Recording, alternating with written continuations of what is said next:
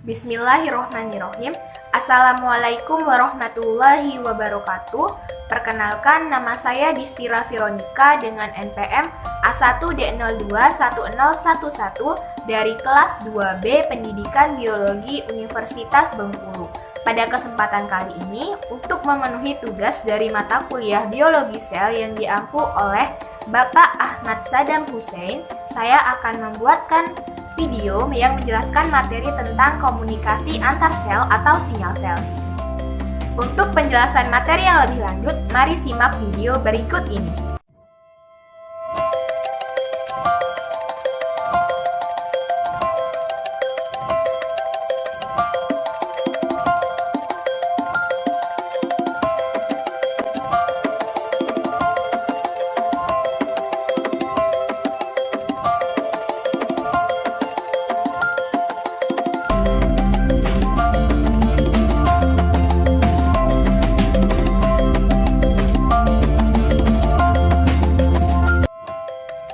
Tahukah kalian bahwa sebuah sel dapat melakukan komunikasi seperti halnya manusia?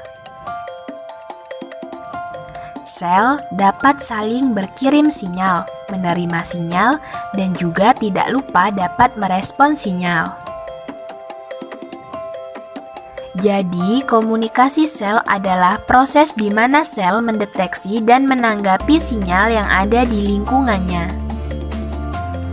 Ibaratnya, sel juga saling bertukar media pesan seperti manusia, tetapi dalam sel medianya adalah berupa sinyal molekul kimiawi yang disebut sebagai ligan. Ini adalah ilustrasi komunikasi sel. Ini adalah gambar dari sel target, yang mana sel target akan menerima ligan dari sel pendistribusi. Kita lihat di bagian paling atas yang mana pada ligan ini akan menempel pada reseptor pada sel target. Ketika ligan sudah menempel pada reseptor, ini akan memicu serangkaian reaksi kimia di dalam sitoplasma sel. Kemudian, memunculkan respons seluler pada sel target. Tahapan komunikasi sel. Yang pertama, penerimaan atau reception, yaitu proses pengikatan ligan atau sinyal kimiawi yang sesuai pada reseptor sel target. Yang kedua, transduksi atau transduction, yaitu serangkaian proses pengubahan sinyal yang nantinya akan diubah menjadi respons seluler. Yang ketiga, respon atau respon, yaitu timbal balik atau respons seluler atas sinyal yang telah ditransduksi. Tipe komunikasi sel. Tipe komunikasi sel pada multiseluler. Yang pertama, parakrin. Parakrin atau jarak dekat, yaitu sel-selnya berkomunikasi dalam jarak yang relatif pendek. Contohnya, persinyalan sinaptik pada sel syaraf. Yang kedua, autokrin atau untuk dirinya sendiri, yaitu sel pengirim dan sel target berasal dari satu sel yang sama. Yang ketiga, endokrin atau jarak jauh, yaitu persinyalan di mana ligan didistribusikan relatif jauh menuju sel target dengan bantuan aliran darah. Ligan pada persinyalan ini disebut sebagai hormon, contohnya distribusi hormon insulin.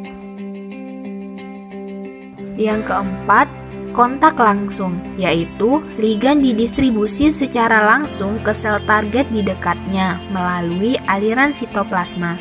Ini berarti ligan terdistribusi secara langsung tanpa harus menembus membran plasma. Contohnya, gap junction pada sel hewan dan plasmodesmata pada sel tumbuhan.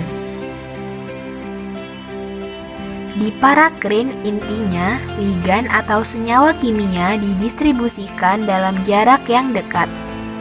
Kemudian untuk autokrin, intinya ligan dikirimkan untuk sel itu sendiri. Jadi di dalam autokrin, sel pendistribusi dan sel target adalah satu sel yang sama. Di persinyalan endokrin, Intinya, ligan didistribusikan melalui aliran darah.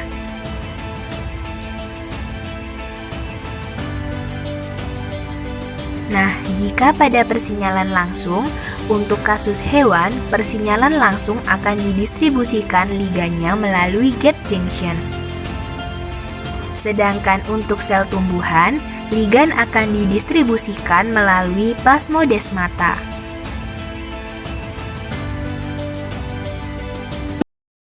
Itulah tadi penyampaian materi tentang komunikasi antar sel atau sinyal sel yang dapat saya sampaikan. Semoga apa yang saya sampaikan dapat bermanfaat untuk saya sendiri dan juga teman-teman yang menonton. Atas perhatiannya saya ucapkan terima kasih. Wassalamualaikum warahmatullahi wabarakatuh.